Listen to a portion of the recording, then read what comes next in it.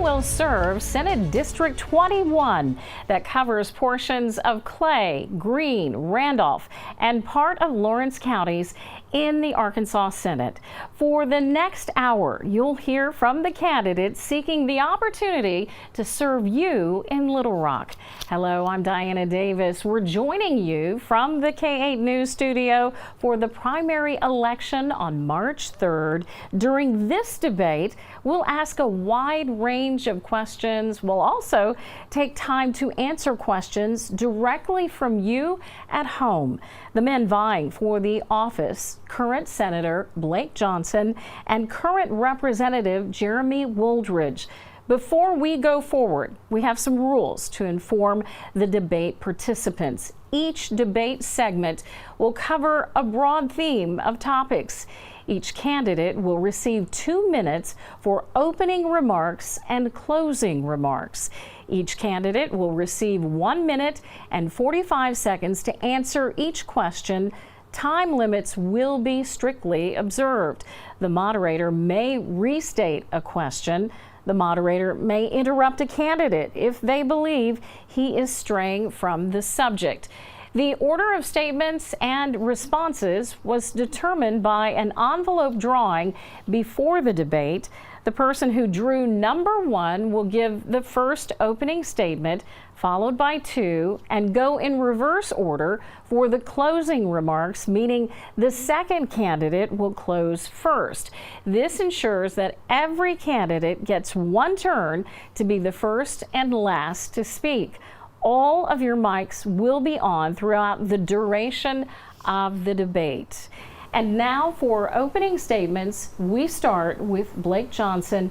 You have 2 minutes. Thank you, Diana, and thank you for KIT for allowing us to come and before the citizens of District 21. Whenever I began service on the state level, Republicans were just beginning to take power in Little Rock. In Northeast Arkansas, there was nobody in front of me taking that path. And I sincerely appreciate the time of service for District 20 and now District 21. Whenever I came into office, our income taxes in the state of Arkansas was, the top individual income tax was 7%. Now it's 3.9. Also, the sanctity of life was important. We had 2 abortion clinics in the state of Arkansas at that time. Now we have none. Education was important, and I served my first terms on the Education Committee. And we have done a lot with dyslexia training and literacy coaches and passing of learns and access. Our gun rights was also another value that I brought to Little Rock. And at that time, if you could run away, that was what you had to do. But now you can stand your ground and defend yourself. And we are a constitutional carry state. It was not like that whenever I entered office, and I would appreciate being allowed to continue my service and see these things through. Mr. Johnson, thank you. Jeremy Wooldridge, your opening statement, you have 2 minutes. Well, hello, Diana. Thank you. Thank you, K8, for the opportunity for hosting this debate. Thank you to my opponent for being here. And thank you to our viewers for watching and participating at home. You know, this is important, ladies and gentlemen.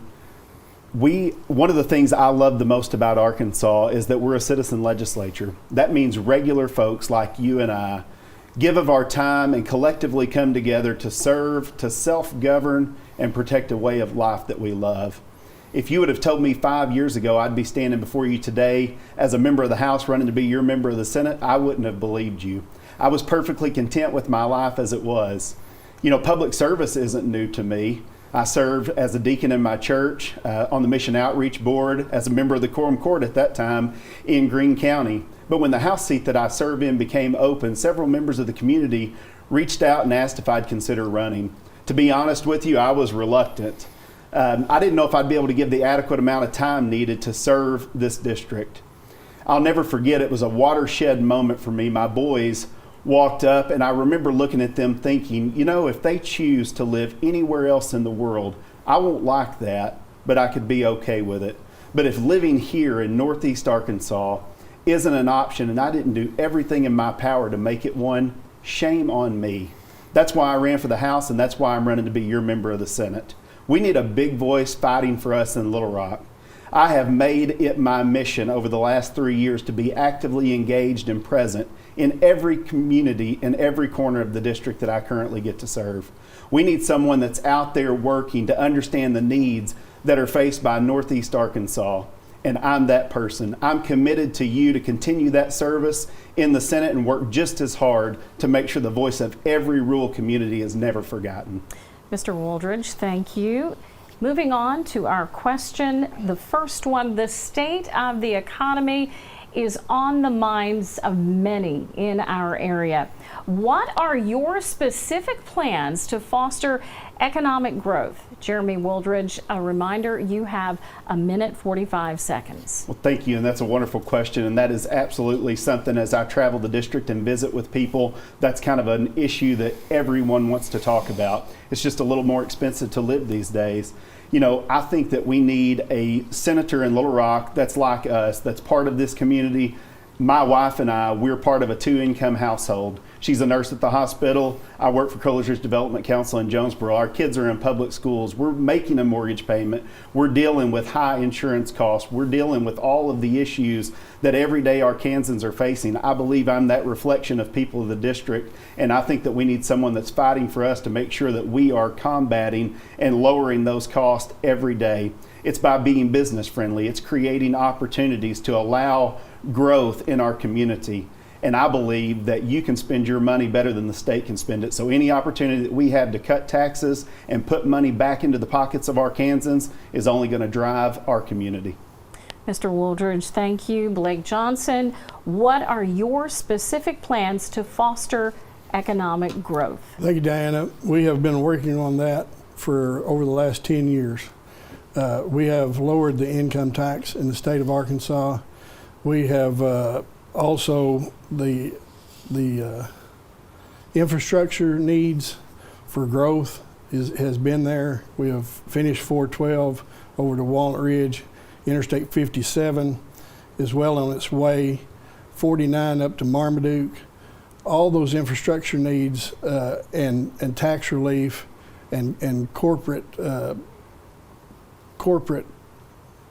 being a good steward of the state's money and being able to foster the conditions where growth can happen through lower taxes and lower regulation is how the whole state gains, not just District 21, but the whole state. And I'm proud to have been a part of that and continue to be a part of that in the state of Arkansas.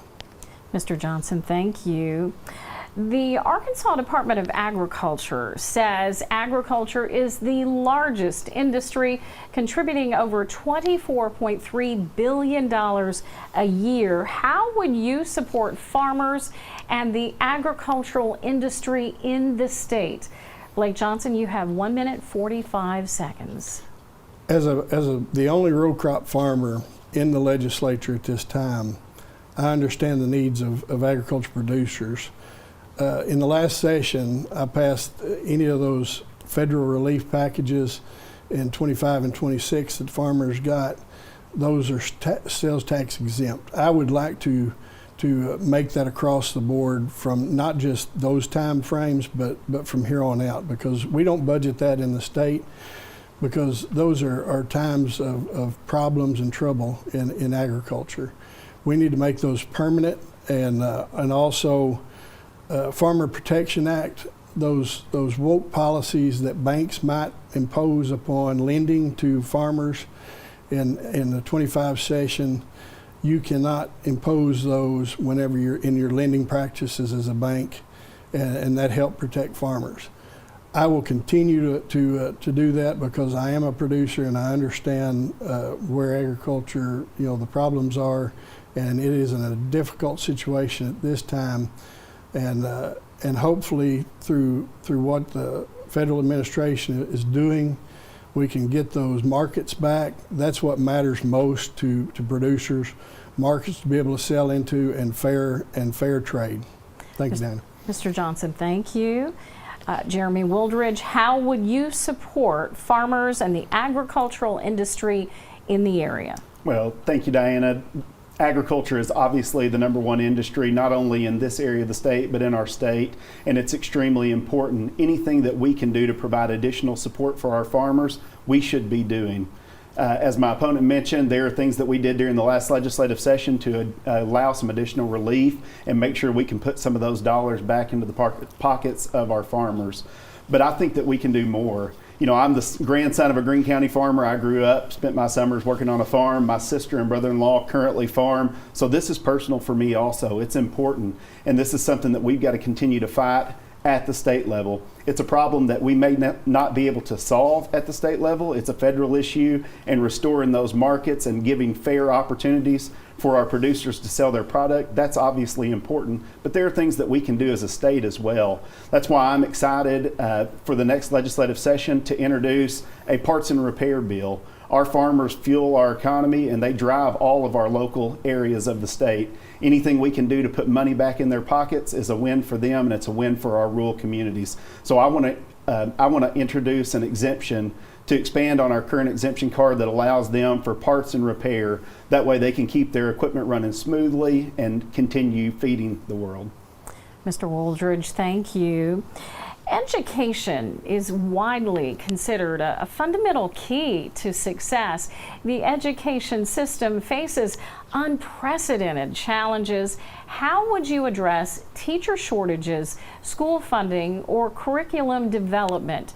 And that question goes to Jeremy Wooldridge. You have 1:45 seconds. Well, so public education and education in general is obviously a hot topic in the state of Arkansas. It's something that we have worked on with the LEARNS Act. It's something we've worked on with Access to make sure that parents have the opportunity to drive their child's education. I firmly believe that a parent knows what's best for their child. We want to create an opportunity and a platform for every family in Arkansas to have that opportunity to meet their child's specific needs. And I think we've done a good job with that, but it's not perfect.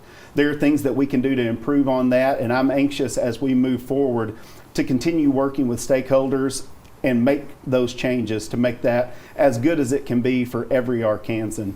You know, I'm proud of what we were able to do for our teachers. They deserve it. Our teachers not only teach our kids to compete globally, but they teach them all of the things that they need to be successful in life. And our teachers, in my opinion, anything that we can do for them is money well spent. So to put that investment into our teachers, to raise that teacher salary, that was something that I'm extremely proud of, and I will continue to fight for our educators and make sure that our kids have the opportunity to learn and compete globally. Mr. Wooldridge, thank you. The same question, Blake Johnson, how would you address teacher shortages, school funding, or curriculum development? Thank you, Diana. So I think my first 3 terms in the Senate, I served on the Education Committee.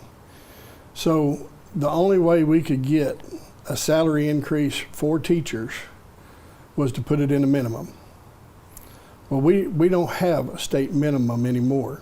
It's $50,000 is the minimum. All the structure is up to the school districts. But that's the only way we could ensure that teachers would get raises back whenever we had that salary structure. Now the school districts can adjust their structure to whatever money that they have. So that is going to be paramount in getting new teachers into the classroom and educating the children of the future in the state of Arkansas, because that minimum can only go up because we are constitutionally responsible for the public education. We will never, no matter what we do, we are spending more in Arkansas on education at this time, public, private, homeschool, than we ever have. But we will never compromise our public education. We have 470,000 students in the system now, and we will not compromise that system, and we will support that system as long as I'm in office. And I appreciate the time. Mr. Johnson, thank you. Our next question, Arkansas faces a complex landscape of pressing issues, from infrastructure needs and education funding to workforce development and economic diversification. These challenges will shape the direction of policy and require thoughtful leadership to navigate effectively. What do you see as the biggest challenges facing Arkansas in the next legislative session, and how would you address them? Jeremy Wooldridge, you have 1 minute, 45 seconds. Well, thank you. And, you know, there are all kinds of issues that face our state.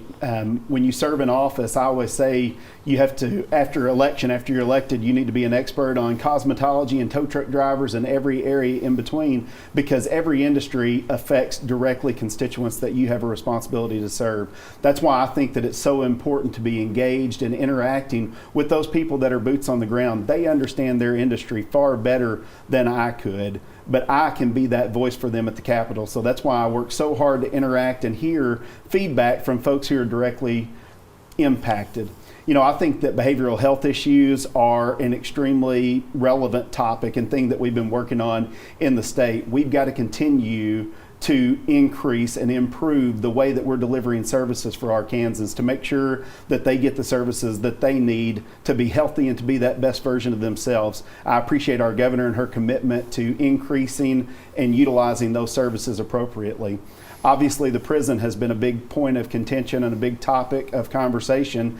And, you know, I voted for the PROTECT Act, and I'm supportive of locking up those people that we're scared of, not those people that we're mad at. So we need to make sure that we're using a methodical approach to look at creating bed space. We've turned our county jails into prisons and to behavioral health centers. That's not fair to local communities. It's not fair to our sheriffs. And I will continue to work to fight and make sure that we create adequate opportunities for those things moving forward. And then anything we can do, again, to help our farmers, that's going to be important to me moving forward.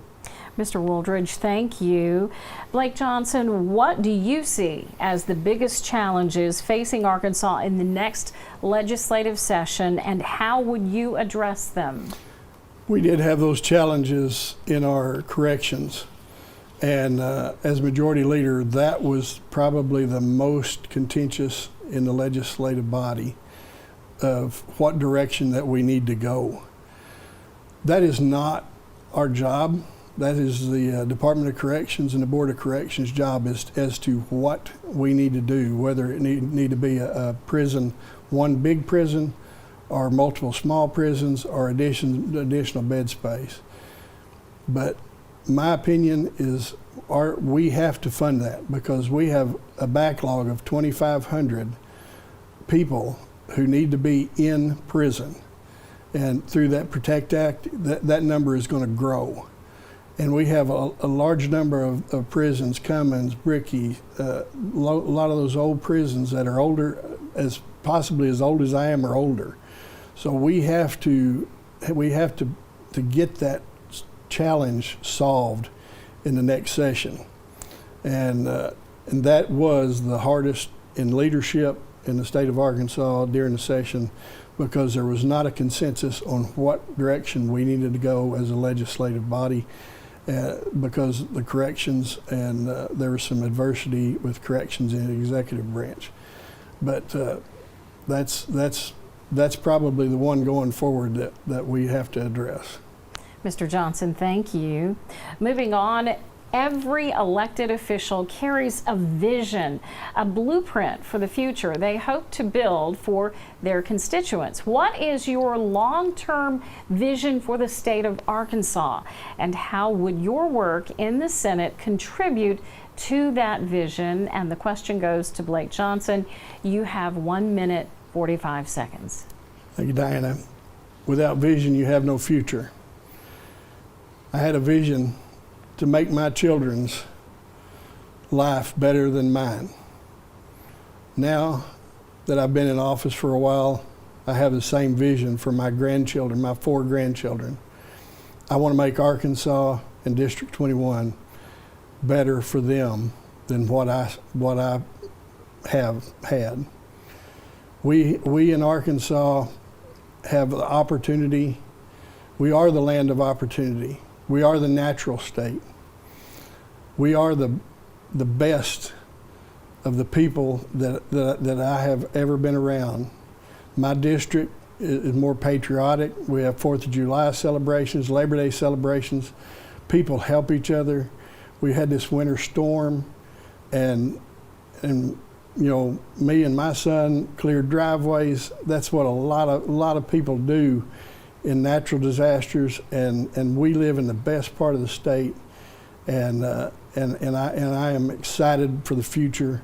Arkansas is the #1 inbound state for 2 years in a row because of the policies that's been put in place over the last 10 years. I'm proud of what I've done, and I'm excited to see what's up for the future of my children and grandchildren. Mr. Johnson, thank you. Jeremy Wooldridge, what is your long-term vision for the state of Arkansas, and how would your work in the Senate contribute to that vision? Well, thank you. I love Northeast Arkansas. It is home for me, and it's always been home for me, and it will always be home for me. To me, the reason that I wanted to serve, as I mentioned earlier, was I want to make sure that my kids and my grandkids have an opportunity to call Northeast Arkansas home, and that your kids and your grandkids have that same opportunity. That's why I ran for the House, and that's why I'm running for the Senate, is to make sure that we're investing in Northeast Arkansas. While part of being a legislator is to look at the need of the overall state, there are other areas of the state that have members of the legislature. Their job is to care for those areas of the state. Our job is to care for Northeast Arkansas and for this district. We need more of Northeast Arkansas in Little Rock and less of Little Rock in Northeast Arkansas. So I promise, if you give me an opportunity to serve you in the Senate, I will make sure that your voice continues to be heard, and that I am taking Northeast Arkansas to Little Rock to make sure that the way of life that we love is protected. I will fight for you, and I will represent you in a way that makes you proud. I want Northeast Arkansas to continue to flourish and grow for generations to come. I've got an investment here, my kids, my grandkids, hopefully someday, and I want to make sure that we have protected this area of the state. There are other areas, Northwest Arkansas, Central Arkansas, that are beautiful areas of the state, but we have great things to offer here in Northeast Arkansas also. It's going to take a collection of people working together to realize that dream. I want to help lead that charge, and I would be thankful for your support. Mr. Wooldridge, thank you. You're watching the 2026 State Senate District 21 debate. We'll be back in a few minutes with viewer questions.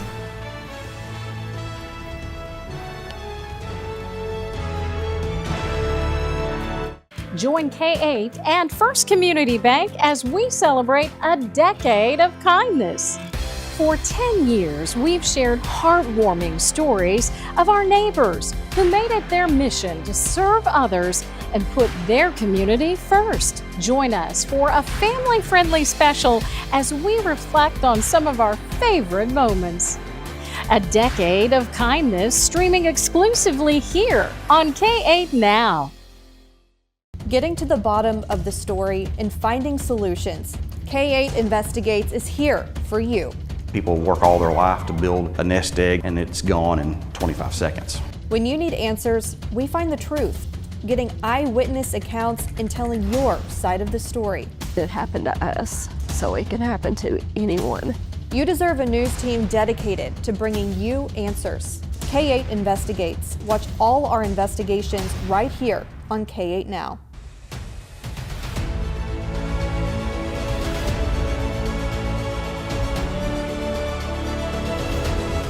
We now want to get away from our questions and take the ones that you've sent in from home. And Griffin Broussard joins us here in the studio with those right now. Griffin. Thank you, Diana. This question comes from Jeremy Fling. What would you do differently to protect our men and women who are EMTs, firefighters, and women, keeping them out of harm's way? Thank you, Griffin. And that question goes to Jeremy Wooldridge. A reminder, you have 1 minute, 45 seconds. Well, Jeremy, thank you for that question, and that is obviously something that's extremely important to me. I have always fought to protect and advocate for our first responders, and given the opportunity to serve you in the Senate, I will continue to do the same. We've expanded all kinds of opportunities for our first responders to get some additional help and training that they need. Our first responders show up and run towards danger when most folks run away. So anything that we can do to help them process what they're dealing with, get through that, and get them healthy and back on the street serving our community is a top priority for me. I've continued to help with legislation that allows them access for behavioral health issues so they can talk to someone and process those feelings, those emotions, and those traumatic events that they're dealing with. Anything I can do from a funding standpoint or a resources standpoint to help our first responders will be top priority for me. All right, Mr. Wooldridge, thank you. Blake Johnson, the same question. What would you do differently to protect our men and women who are EMTs, firefighters, and women, keeping them out of harm's way? We have had some cancer policies that we have done for those firefighters, and a lot of those are done on a federal level, but we have done that on a state level. Also, those EMTs and stuff, they are usually work for a private organization, but we have allowed them to be able to carry weapons to protect themselves in those situations in the state of Arkansas, but it's ultimately up to their employer. So anything that we can do on a state level that helps those people that are first at the point of danger, I am willing to and able to do that in leadership for the state of Arkansas and for those folks that are on the scene first. Mr. Johnson, thank you. Griffin? This next viewer question comes from B. Simone. Do you support the actions being taken by ICE and other law enforcement agencies in Minnesota? What would be your stance should they be deployed in our area? So that question goes to Blake Johnson, and a reminder, you have 1:45 seconds. Thank you, Diana. There are ICE agents in the state of Arkansas now, but we as a state welcome the protection of our citizens, and also we agree with the policies on a federal level to protect our borders. It's those states that do not agree with that policy, states and cities that don't agree with that you're seeing the trouble in.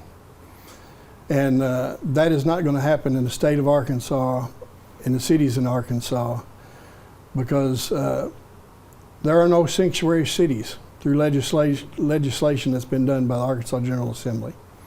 There are no sanctuary cities in the state of Arkansas. And we are not going to hide illegal immigrants. We are going to protect our citizens, and I support law enforcement, and they are trained fully. And those guys are in ICE are law enforcement, and they should not be agitated because they're there to do a job. You should not stand in front of them or in a traffic way to cause chaos in Arkansas or in Minnesota. It's those places that stuff is done where the state and cities are allowing that to happen. And that's not going to happen in the state of Arkansas with our governor and our local leaders. Mr. Johnson, thank you. Jeremy Wooldridge, same question. Do you support the actions being taken by ICE and the other law enforcement agencies in Minnesota? What would be your stance should they be deployed in our area? Well, B, thank you for that question. And as my opponent mentioned, there are activities like this that are already happening in Arkansas. We're a country of law and order. We're a nation of law and order. We're a state of law and order. There are legal pathways to become a citizen of the United States. I support all actions that are being taken to make sure that our country has borders. We can't be a nation without borders.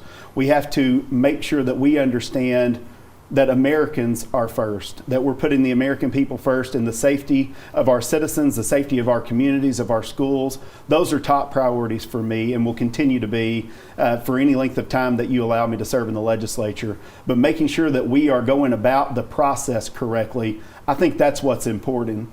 You know, anyone has an opportunity, as my opponent mentioned, to protest or to voice their concern. that they are unhappy with the current situation. But that needs to be done peacefully, not blocking streets or in a combative way with law enforcement. These officers have a job to do. They have a direction and they've been given orders. And I think that they're doing that in the best of their ability. They're trying to do that with the intent of keeping us as a state and us as a nation safe. So I'm grateful for their efforts and continue to support that moving forward. Mr. Wooldridge, thank you. Griffin? Thank you, Diana. Tammy Clark writes, are you for or against abortion? And that question goes to Jeremy Wooldridge. You have a reminder that you have 1:45 seconds.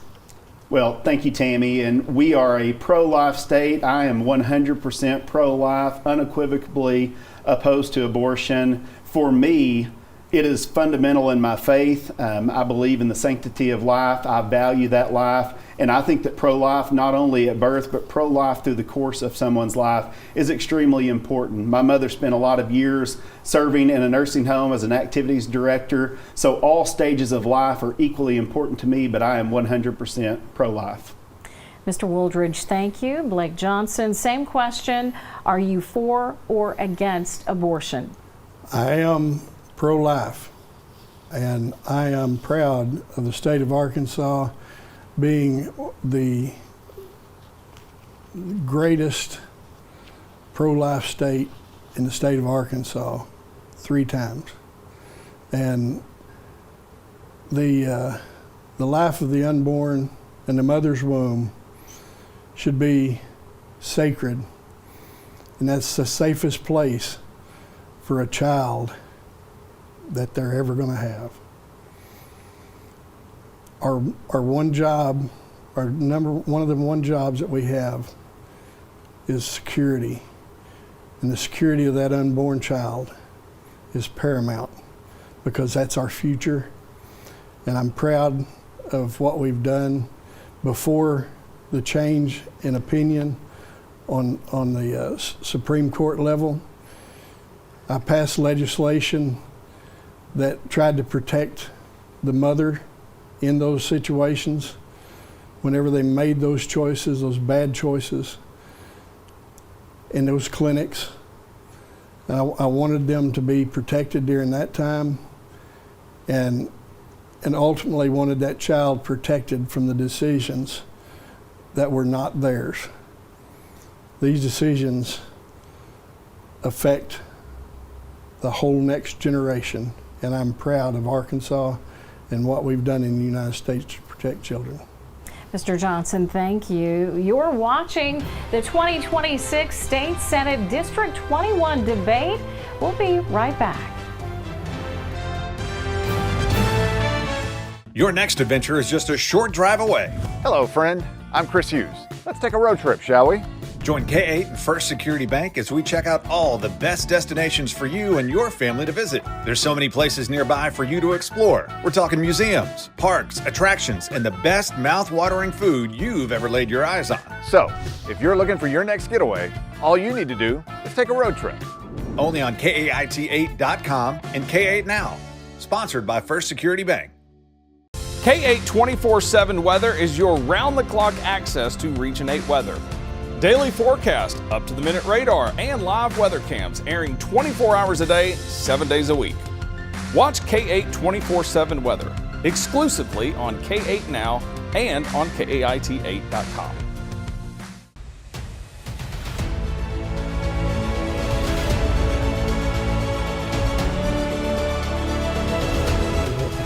Welcome back. With rural areas facing physician shortages, high rates of uninsured residents, and skyrocketing prescription drug costs, many Arkansans struggle to afford and access quality medical care. What are your proposals for improving healthcare access and affordability for Arkansans? Blake Johnson, you have 1:45 seconds. Thank you, Diana. So throughout my tenure in the Senate, these decisions have been largely made on a federal level, and wrongly, I feel like, through the Affordable Care Act, because there's nothing affordable about it. And you see whenever they don't throw more money at it, then they're saying you're losing services and losing funding. No, it's not throwing more money into a bad situation. On a federal level, they need to address this for the long term. And it's not just about money. It's about putting the patient and the provider across the table from one another and having that negotiation. Until you have that buy-in by the patient and the provider, where there's negotiation happening, if there's always a third party in the middle, you're never going to decrease cost in healthcare. So hopefully one day they will figure out a system in healthcare that where the patient is invested into their own healthcare and they're across the table from the provider when in negotiation for that. Mr. Johnson, thank you. Same question, Jeremy Wooldridge, what are your proposals for improving healthcare access and affordability for Arkansans? Well, healthcare is extremely important to me. So as a member of the House, I've served on public health. Our healthcare committee, workforce and labor committee, had the privilege of being the co-chair of that committee during the last session. So healthcare has been an issue that I have worked closely on, and it's really been important to me throughout my tenure in the legislature. I think that the identity oftentimes of rural communities is their healthcare, it's their hospitals, it's access to treatment. You know, when you serve in a rural area of the state, a rural district like this district is, it's important for people. They don't want to live an hour or 2 hours away from affordable quality healthcare. I think it's our job as a state to make sure that we are creating a system in which these communities can have that access to care, and we've done a good job doing that. It's not perfect and we're not done. We still have more work to do, but we've put a lot of money into funding for our rural hospitals. That's something that I worked on tirelessly for the last 3 years to make sure that our hospitals in this district had that opportunity to keep their doors open, because again, these communities rely on that. Folks don't want to retire and live in a community that's an hour away from health care. We've got to make sure if we want rural Arkansas to survive and thrive, they've got to have good school systems, they've got to have good health care. That's something that we've done, and I'm extremely proud of the work that we've put forward in that area. Mr. Wooldridge, thank you. Moving on to our next question, tax dollars are at the center of funding state government. And what are your views on the state's tax structure? And do you believe any changes are needed? Jeremy Wooldridge, you have 1 minute, 45 seconds. You know, a misnomer for me is when people talk about the government's money or the state's money. The government doesn't have any money and the state doesn't have any money. That's your money. That's my money. That's our money that we collectively give together to meet the needs for the state or for the country when we can't do it on our own. You know, like I said earlier, I think that you can spend your money better than the state of Arkansas or better than the federal government can spend it. For me, taxes are what we collectively agree to do together, because we can't do it for ourselves. I can't build my own roads. I can't build my own bridges. Obviously, those are important for the state of Arkansas. So I'm willing to partner with you and put collectively money together that allows us to have those needs met. But anything that I can do for myself, I believe that we should do for ourselves. Local government is the government closest to the people. That's the best government in my opinion. And I want to continue to make sure that we are taxing individuals only what's needed to accomplish those goals, no more. Anything that you have that's in excess, or anything that the state has that's in excess for a surplus, while we want to be responsible stewards, we want to have rainy day funds, we want to plan for economic up and down, we want to make sure that we are fiscally responsible and prepared. But anything that's excessive of that needs to be given back to the people of the state of Arkansas. And I will continue to fight and help make sure that we as a collective body are lowering those taxes and making it easier and easing that burden for families in Arkansas. Mr. Wooldridge, thank you. And the same question, Blake Johnson, posed to you. What are your views on the state's tax structure, and do you believe any changes are needed? Diana, we have consolidated those tax brackets lowered the income tax on the individuals and corporate over the last 10 years, and I'm proud of that. And in that time, it's $1.5 billion that I have put back in the citizens' pockets through what we've done in the legislature. Also, there's a lot of, whenever I talk to folks about property taxes, they want to get rid of those property taxes. Those property taxes in Arkansas is not what funds the state government. That funds your local schools, and that's structure that's been in place for years. But in a time frame that I've been there, we have something called a homestead tax credit. That tax credit, whenever I went into office, was $350. Now it's $600. That's how we're relieving taxes on the home that you own and live in. I would like to eventually make that tax credit to where you don't have to continue to pay in taxes on the home that you have paid off and worked so hard for. And that's important for the citizens of District 21 and the state of Arkansas. And by the time I leave the legislature, I want that 7 whenever I went in, I want it to be below 3.5. And I want that focus to be on lowering income taxes. Though I would love, as a farmer, those parts to be done, but we have to focus on income taxes. All right, because at any time there's $500 million worth of tax cuts in revenue and tax. Mr. Johnson, thank you. We need to move along to our next question so we don't run out of time. As Arkansas faces mounting pressure to balance economic development with ecological preservation, the question of how to protect and responsibly manage the state's abundant natural resources has become increasingly urgent. What is your stance on environmental protection and the management of Arkansas's natural resources?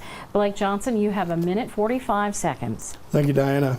We are the natural state, but we also live in a created world that God made for us.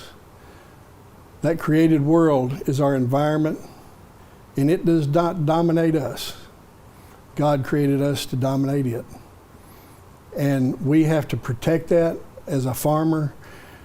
The land that I work is what I make my living off of. We have to protect our environment, but also give opportunity to the citizens of Arkansas for the future of Arkansas, because we are not dominated by what is created, but by our Creator. And that is what God has intended us to do, is to control those environments as best as we can and be stewards of the environment, and grow and prosper in our state and our district. Mr. Johnson, thank you. Jeremy Wooldridge, what is your stance on environmental protection and the management of Arkansas's natural resources? Well, we are the natural state. I love Arkansas. It's been home. It will always be home. And as I mentioned, I hope it's the home for my children, my grandchildren, your children and grandchildren for generations to come. So making sure that we protect the way of life that we love has been a top priority for me. It's been something that I've fought to do as a member of the legislature, and it's something that I will continue to do if you allow me the opportunity to serve as your senator. I want to make sure that all of the natural beauty of Arkansas remains intact, that we're protecting what I consider to be the crown jewels of our state. We are an inbound state. People are moving here because of business-friendly policy, because of all of the things that we have to offer. But it's also the recreational aspect and the tourism of our state that makes Arkansas so great. We have an opportunity that a lot of other states don't have. We can get out. We can do from mountains to rivers to all kinds of different things in our state. And we've got to make sure that we are protecting those things that people are flocking to Arkansas to enjoy along with us. And I will continue to fight and make sure that those resources are protected. AEDQ and other agencies in Arkansas that we work with and interact with as members of the legislature, they have a hard job. They're trying to balance and manage how we protect the environment and how we don't make that extremely difficult for rural communities and municipalities. I think there's room to grow there. There's room to collaborate and work. but it takes someone who's willing to sit down, be accessible, be available, and bring all players to the table. Let's have a conversation. My grandpa was always fond of saying there's really nothing we can fix if we don't know about it on the front end. There's nothing we can't if we don't. If we know what the issue is, we can fix it together. Jeremy Wooldridge, thank you for that response, and we'll be back in a few minutes for closing statements.